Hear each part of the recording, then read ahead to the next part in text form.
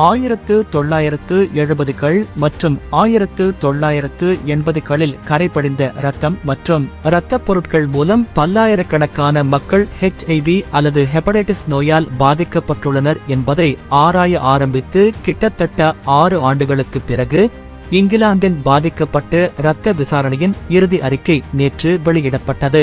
1948ஆம் ஆண்டு தொடங்கப்பட்டதில் இருந்து பிரிட்டனின் அரசு நடத்தும் தேசிய சுகாதார சேவையை பாதித்து இந்த ஊழல் மிகவும் கொடியதாக கருதப்படுகிறது. சுமார் 3000 பேர் HIV வைரஸ் மற்றும் ஹெப்படைட்டிஸ் கல்லீரலின் வீக்கத்தால் பாதிக்கப்பட்டு இறந்ததாக நம்பப்படுகிறது. 1970கள் மற்றும் 1980களில் பிரசவம் அல்லது அறுவை சிகிச்சைக்கு பிறகு இரத்த மாற்றம் தேவைப்படும் ஆயிரக்கணக்கான மக்கள் ஹெப்படைட்டிஸ் நோயால் கரைப்பட்டு இரத்தத்திற்கு ஆளானார்கள். இதில் ஹெப்படைட்டிஸ் C மற்றும் HIV வைரஸ் என்று அழைக்கப்பட்டது.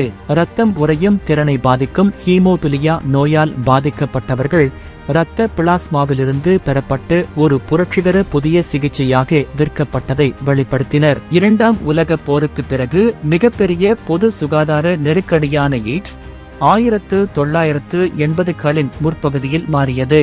முதலில் ஓரினச்சேர்க்கை சமூகத்தில் தனிமைப்படுத்தப்பட்டதாக கருதப்பட்டது. இது விரைவில் ஹீமோபிலியாக்கள் மற்றும் இரத்த மாற்றம் பெற்றவர்களிடையே தோன்றத் தொடங்கியது. எய்ட்ஸ் HIV-க்கான காரணம் 1983 வரை கண்டறியப்படவில்லை என்றாலும் அதற்கு முந்தைய ஆண்டு இங்கிலாந்து அரசாங்கத்திற்கு இரத்த பொருட்களால் நோய்க்கிருமி பரவக்கூடும் என்று எச்சரிக்கைகள் அனுப்பப்பட்டன. இந்த நிலையில் 1970கள் மற்றும் 1980களில் கரைபடிந்த இரத்தம் மற்றும் இரத்தப் பொருட்கள் மூலம் பல்லாயிரக்கணக்கான மக்கள் HIV அல்லது ஹெப்படைட்டிஸ் நோயால் பாதிக்கப்பட்டுள்ளனர் என்பதை ஆராய ஆரம்பித்து கிட்டத்தட்ட 6 ஆண்டுகளுக்கு பிறகு இங்கிலாந்தின் பாதிக்கப்பட்ட இரத்த விசாரணையின் இறுதி அறிக்கை நேற்று வெளியிடப்பட்டது.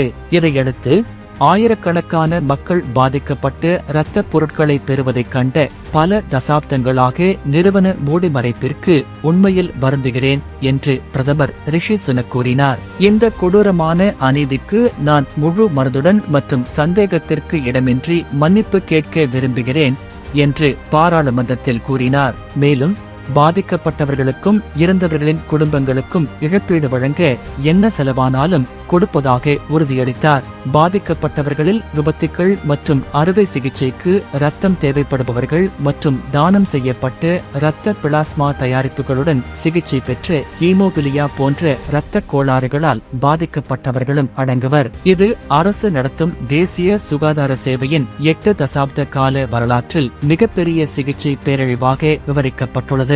சில சமயங்களில் அமெரிக்க கைதிகள் அல்லது நன்கொடைக்கு பணம் செலுத்திய பிற உயராபத்து குழுக்களின் நன்கொடைகளிலிருந்து தயாரிக்கப்பட்ட இரத்தப் பொருட்கள் குழந்தைகளுக்கு பயன்படுத்தப்பட்டன.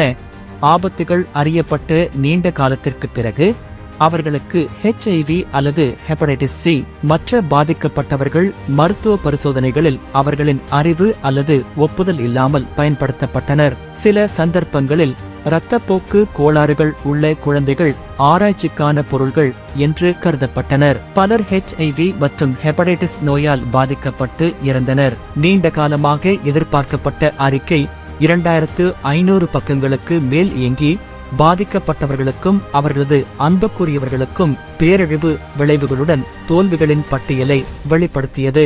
இந்த பேரழிவு ஒரு விபத்து அல்ல என்று கூறிய நீதிபதி பிரையன் லாங்ஸ்டாஃப், அதிகாரத்தில் உள்ளவர்கள், மருத்துவர்கள், இரத்த சேவைகள் மற்றும் அடுத்தடுத்து அரசாங்கங்கள் நோயாளிகளின் பாதுகாப்பிற்கு முதலிடம் கொடுக்காததால் நோய் தொற்றுகள் நிகழ்ந்தன என்று கூறினார்.